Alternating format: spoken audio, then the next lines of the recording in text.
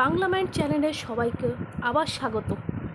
আজকে যে বইটা নিয়ে আলোচনা করব সেটা হচ্ছে টপ মোস্ট এফেক্টিভ বই, ছায়া প্রকাশনী দ্বারা প্রকাশিত রেলওয়ে ফর গ্রুপ ডি। এই বইটি একটা চ্যালেঞ্জার বই, মানে পুরো ফুল এর ভিতরে কমপ্লিট সমস্ত টপিকস আছে। যারা গ্রুপ ডির জন্য শুধুমাত্র গ্রুপ ডির জন্য রেলের প্রিপারেশন করছো তাদের জন্য এই বইটাই যথেষ্ট, কারণ এর ভিতরে আছে general science, mathematics, general intelligence, GK, current affairs এবং প্রিভিয়াস ইয়ার্সের সমস্ত রকমের প্রশ্ন, সেটা আবার চ্যাপ্টার ওয়াইজ এবং ফুল কমপ্লিট সলিউশনের সাথে আছে। এটা 2024 সালের আরআরবি কোয়েশ্চেন পেপারস ফুল আছে এটার মধ্যে, এই যে লেখা আছে, এবং 15 বছরের প্রিভিয়াস ইয়ারের কোয়েশ্চেন্স ফুল সলভড, আর তার সাথে তো প্র্যাকটিস পেপার আছেই। বইটা সত্যিকারের অর্থে আমার খুব একটা ব্যক্তিগতভাবে পছন্দের বই। বইটা থিকনেসটা এইরকম একটা সলিড বই, থিকনেসটা দেখতে পাচ্ছ, বেশ মোটা বই। পড়তে একটু টাইম লাগবে কারণ অনেক রকমের টপিক্সের ভিতরে আছে। এছাড়া বইটা যেটা পিছনের ব্যাক কভারে যেটা আছে, কেন সবার সেরা আছে, কারণ এখানটা জেনারেল সায়েন্সের উপরে চ্যাপ্টার ওয়াইজ সমস্ত রকমের প্রশ্ন আছে, তার সাথে জিকে, কারেন্ট অ্যাফেয়ার্স, অঙ্ক এবং রিজনিং আছে। সেই সব দিক থেকে বিচার করতে গেলে 100% একটা খুব ভালো বই এটা। আমি একটা জিনিস বলে দিই, আমি এখানে পেড প্রমোশন করছি না, যেটা বই ভালো হবে শুধু সেটার জন্য বলছি, কারণ যে বইগুলো প্রত্যেকটা মানুষের সাহায্য হবে আমি শুধু সেই রকম বইয়ের সন্ধান দেব। ছায়া প্রকাশনীতে প্রকাশিত অনেক রকমের বই আছে, তোমরা এর মধ্যে দেখে নিতে পারো, স্ক্রিনশট মেরে নিও। তাছাড়া যে জিনিসটা এর মধ্যে আছে সেটা হচ্ছে মাইন্ড ম্যাপ, অসাধারণ মাইন্ড ম্যাপ আছে এর মধ্যে, এটা আমার খুব পছন্দ হয়েছে। বইটা প্রকাশিত হয়েছে মার্চ 2025 সালে এবং এটা বর্তমানে চলছে। তাছাড়া এটার মূল্য 495 টাকা এবং এর উপরে তোমরা নিশ্চিতভাবে ডিসকাউন্ট পেয়ে যাবে। আমি বলবো তোমরা অনলাইন থেকে কেনার বদলে অফলাইনে নিজে হাতে গিয়ে কিনে আনো, এটা তোমাদের জন্য সবথেকে বেস্ট অপশান হবে। আর যাদের নিছকই কোনো অফলাইন সেন্টার নেই তাদের জন্য অনলাইনে তারাই বেস্ট, ওইটাই কিনতে পারে। অনলাইনে কিনে নাও, শুধু পড়ে ফেলো, যেটা তোমার দরকার সেই কাজটা করো, বিনা দরকারের কাজ একটাও করো না। এখানটা ভূমিকা দিয়েছে, তুমি স্ক্রিনশট মেরে দেখে নাও। তারপরে যেটা দিয়েছে government of India, ministry of railway recruitment board তরফ থেকে, যেটা যে মার্কস ডিভিশন এটা আছে, প্রথমে হচ্ছে তোমার সিবিটি একটা এক্সাম হবে কম্পিউটার বেসড, কারণ তোমাকে প্রথম দিনই কম্পিউটারে পরীক্ষা দিতে হবে, সিবিটি এক্সাম বলা হয়। সেই পরীক্ষাটা হয় 100 নম্বরের আর 90 মিনিট সময় থাকে। তার মধ্যে সায়েন্সের উপরে ফিজিক্স, কেমিস্ট্রি, বায়ো, এই সবকটা সায়েন্স মিলিয়ে টোটাল 25 নম্বর থাকে। এছাড়া অঙ্কে থাকে 25 নম্বর, আর রিজনিং মানে হচ্ছে যেটা জিআইতে থাকছে 30 নম্বর, সবথেকে বেশি নম্বর এই জায়গাটায় আছে জিআই, ঠিক আছে। তারপরে জেনারেল অ্যাওয়ারনেস এবং কারেন্ট অ্যাফেয়ার্সের এই পোর্শনটা টোটালে থাকছে 20 নম্বর, জেনারেল অ্যাওয়ারনেস আর কারেন্ট অ্যাফেয়ার্স। তাহলে টোটাল আমার হচ্ছে 25 25 50, 30 আর 20 50, মানে টোটাল 100 নম্বর। এবার যারা জেনারেল ওবিসি তাদের জন্য তো আলাদা রকমের একটা ছাড় থাকে, সেটা তোমরা এখানটা স্ক্রিনশট মারা আছে দেখে নাও। আর ম্যাথের যে এখানে সিলেবাস আছে, জেনারেল রিজনিং, ইন্টেলিজেন্সের সিলেবাস, সায়েন্সের সিলেবাস, অ্যাওয়ারনেসের সিলেবাস, সব কিছু এখানটার মধ্যে আছে। এই তোমরা এখানটা একটা ছবি তুলে নাও, তার আমি তোমাদের জন্য জুম করে দেখাচ্ছি, দেখে নাও, ঠিক আছে। একটা অবশ্যই এই ছবিটা স্ক্রিনশট মেরে রেখো। তারপরে সিবিটি যখন পাস করছো তখন তোমার দ্বিতীয় নম্বর হচ্ছে ফিজিক্যাল এফিসিয়েন্সি টেস্ট, পিইটি বলা হয়। মেয়েদের জন্য আলাদা, ফিমেলের জন্য আলাদা। এখানে সব ধরনের ক্রাইটেরিয়া আছে, একটু পড়ে নিতে পারো। সব কিন্তু ভিডিওতে আমি বলবো না, যেটুকু তোমার দরকার সেটুকু তুমি স্ক্রিনশট মেরে নাও, কারণ যার ইচ্ছা সে কিন্তু ঠিকই খুঁজে বার করবে, যার ভিতর থেকে সত্যিকারের চাহিদা থাকবে সে পথ পাবে। তারপরে এসব হয়ে যাবার পরে পিটি হয়ে যাবার পরে এবার আসবে ডকুমেন্ট ভেরিফিকেশান। তোমাকে কিন্তু সব সময় ডকুমেন্ট ভেরিফিকেশানের জন্য আগের থেকে নাম টামগুলো সব ঠিক করে রাখতে হবে, ঠিক আছে। এগুলো যেন তোমরা কেউ ভুল করো না, এটা একটা বেসিক ইনফরমেশান। তারপরে দেখো সূচিপত্রের ভিতরে সায়েন্সের পোর্শনটা দেখো। সায়েন্স সেকশন 1-এ জেনারেল সায়েন্স চ্যাপ্টার 1 ফিজিক্স পদার্থবিদ্যা, চ্যাপ্টার 2-তে আছে কেমিস্ট্রি রসায়নবিদ্যা, 3-তে বায়োলজি জীববিদ্যা, আর 4-এ আছে চ্যাপ্টার 4 যেটা আছে এনভায়রনমেন্টাল সায়েন্স মানে পরিবেশবিদ্যা। আর এখানে টোটাল হচ্ছে পদার্থবিদ্যা, রসায়নবিদ্যা, জীববিদ্যা আর পরিবেশবিদ্যা বিজ্ঞান। চ্যাপ্টার 5 হচ্ছে কম্পিউটার অ্যান্ড আইটি, কম্পিউটার ও তথ্যভিত্তিক প্রশ্ন সমস্ত থাকবে। এইগুলো মিলেই হচ্ছে তোমার সায়েন্স, সেটা হচ্ছে 25 নম্বরের পরীক্ষা, টোটাল 5টা চ্যাপ্টার। তারপরে জেনারেল সায়েন্স চলে যাওয়ার পরে সেকশন বিতে আসছে অঙ্ক। অঙ্কে সবার ভয় থাকে, কিন্তু আমি বলবো রেলের অঙ্ক কিন্তু অতটাও কঠিন নয়, কারণ এটা 10 লেভেল পাশের পরীক্ষা। তুমি যদি প্র্যাকটিস করো ঠিকঠাকভাবে, প্রিভিয়াস ইয়ার কোশ্চেন পেপার করো, তাহলে তোমার জন্য পরীক্ষাটা অনেক সহজ হবে, কারণ তোমার প্র্যাকটিস থাকবে। Practice makes man perfect. Mathematics দেখো, চ্যাপ্টার 1 অঙ্ক ও সংখ্যা বিভাজ্যতা, digit number and divisibility. Chapter 2 আছে স্কোয়ার রুট, কিউব রুট, বর্গমূল, ঘনমূল, ডেসিমাল, রিকারিং ডেসিমাল, দশমিক, আবৃত দশমিক, ফ্র্যাকশন, এইচসিএফ, এলসিএফ, লসাগু, গসাগু, ভগ্নাংশ, ইনসাইটস অ্যান্ড সুটস, সূচক ও করণী, সিম্পলিফিকেশন, সরলীকরণ, অ্যাভারেজ গড়, রেশিও, প্রপোর্শন, মিক্স, অনুপাত, সমানুপাত, মিক্সচার, মিশ্রণ, পার্সেন্টেজ, শতকরা, পার্টনারশিপ, অংশীদারি কারবার। এছাড়া আছে সিম্পল ইন্টারেস্ট, সরল সুদ, কম্পাউন্ড ইন্টারেস্ট, চক্রবৃদ্ধি সুদ। চ্যাপ্টার 15-এ আছে প্রফিট অ্যান্ড লস, লাভ ও ক্ষতি, টাইম অ্যান্ড ডিস্ট্যান্স, সময় দূরত্ব, টাইম অ্যান্ড ওয়ার্ক, সময় ও কার্য, পাইপ অ্যান্ড সিস্টেমস, নল ও চৌবাচ্চা, মেনস্ট্রুয়েশন, পরিমিতি, এলিমেন্টারি অ্যালজেব্রা, প্রাথমিক বীজগণিত, লগারিদম, জিওমেট্রি, জ্যামিতি, ট্রিগোনোমেট্রি, ত্রিকোণমিতি। তোমাকে সব থেকে যে জিনিসটা পড়তে হবে সেটা হচ্ছে অঙ্কের ক্ষেত্রে অ্যারিথমেটিক মানে পাটিগণিতটাকে তোমাকে পুরো চষে ফেলতে হবে, একদম প্র্যাকটিস করে করে শেষ করে দিতে হবে পাটিগণিতটাকে। যদি পাটিগণিত হাতের মুঠোয় থাকে তাহলে তুমি অঙ্ক অনায়াসে তুমি পাস করতে পারবে।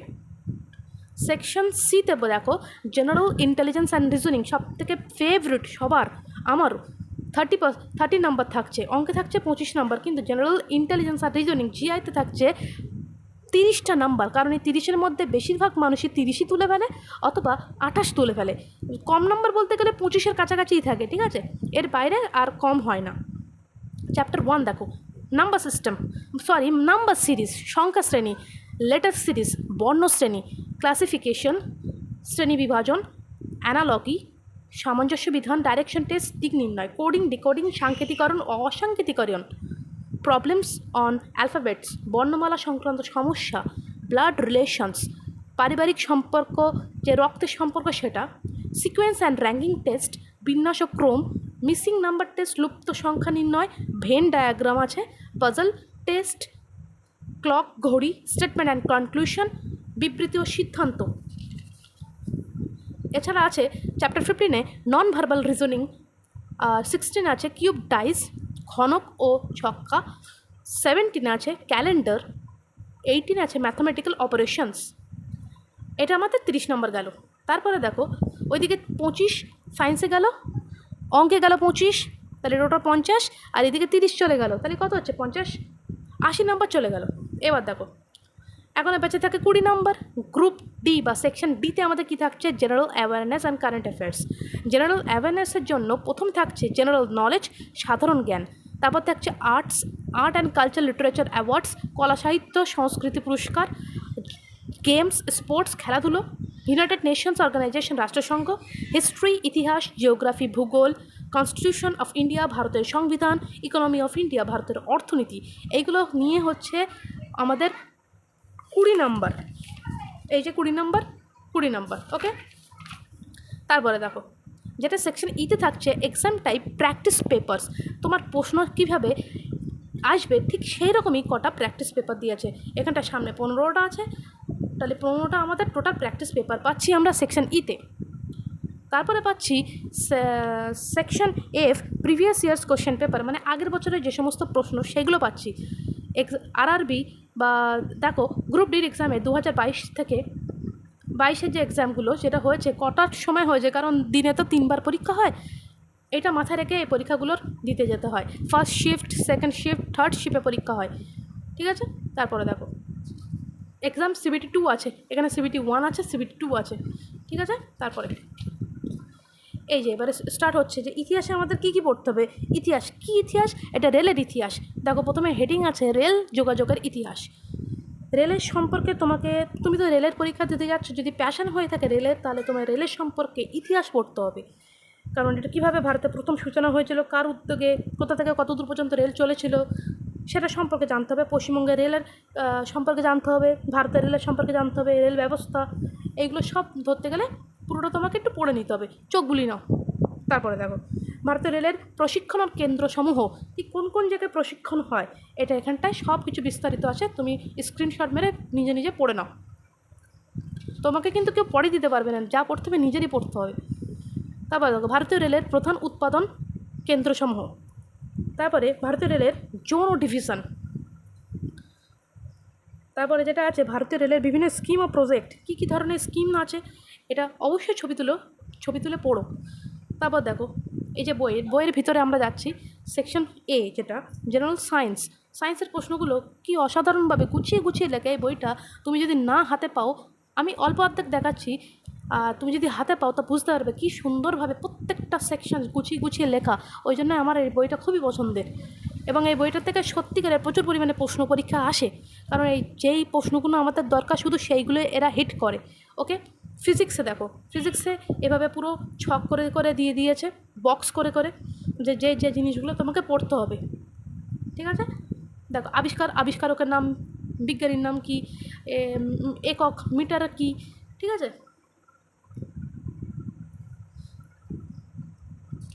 আমি তোমাকে কয়েকটা জিনিস পাতা একটু উল্টে দেখাচ্ছি, দেখে নাও। মানে পুরো বেসিক স্ট্রাকচার বইয়ের ভিতরটা কেমন হতে পারে তার উপরে একটা প্রথম ফার্স্ট ইমপ্রেশন দিচ্ছি। মনে করে এই পর্যন্ত আছে, যতটুকু দরকার ততটুকু দিয়েছে চলার মতো। তারপর দেখো এখানটা চলে আসছে প্রিভিয়াস ইয়ার্স স্ক্যানার, আগের বছরে যা যা পড়েছে সেই সম্পর্কে দিয়েছে। ফিজিক্সে কী কী পড়েছে এর উত্তরগুলো পিছনে আছে, এইভাবে আসছে 2012, 2013, 2020, 2025, 25 এখনও হয়নি, 24 পর্যন্ত হয়েছে। কী কী এসে সবকটা আছে এর মধ্যে।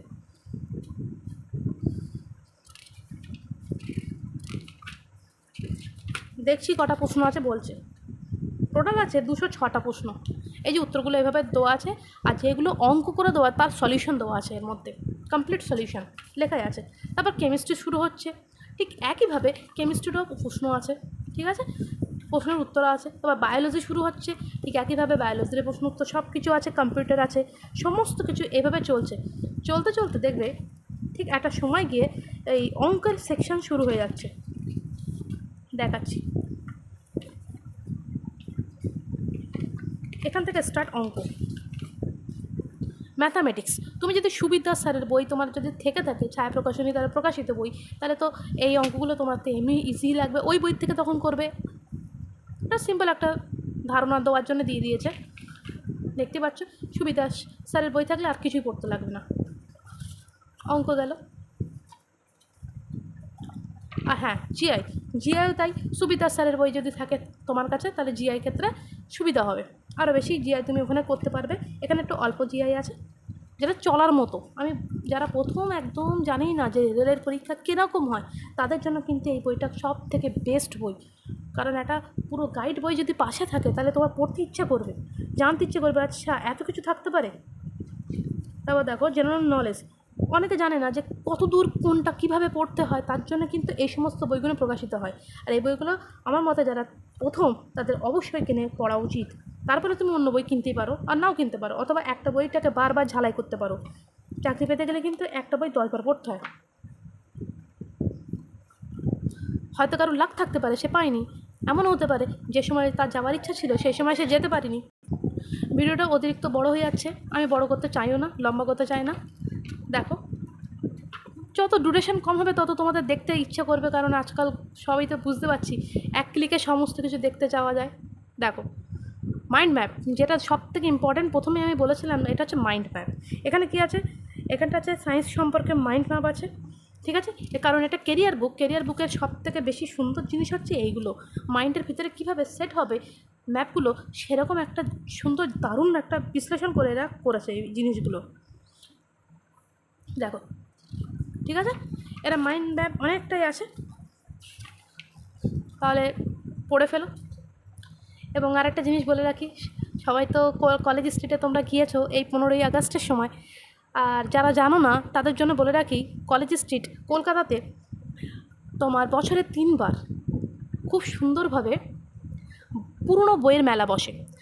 কোন কোন দিন অনেকে জানে না, একটা হচ্ছে 26শে জানুয়ারি প্রজাতন্ত্র দিবসের দিন, আর হচ্ছে পয়লা মের সময় বসে একটা, আরটা হচ্ছে 15ই আগস্টের সময় বসে। যারা পুরনো বই কিনতে খুব ইচ্ছুক তাদের জন্য বলে রাখি, কলেজ স্ট্রিটে তোমাদের জন্য স্বর্গের রাজ্য হতে চলেছে।